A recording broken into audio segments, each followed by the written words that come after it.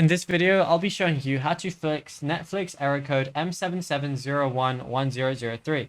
It's a very simple method, so if you find this video helpful, be sure to drop a like and subscribe.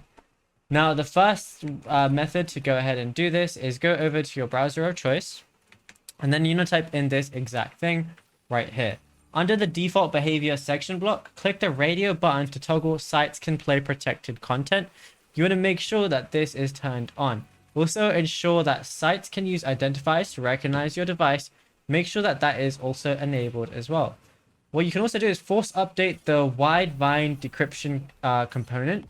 So what you want to do is launch a brand new tab like so, and then go over to Chrome Components and scroll down through the app here to engineering until you find wide vine content description module like so. And then you want to click check for update right here. If it needs an update, it's going to give you an update, and then that's it. You'll be good to go. Now, if you found this video helpful, be sure to drop a like and subscribe, and check out all our other tutorials that we've been posting on the channel as well.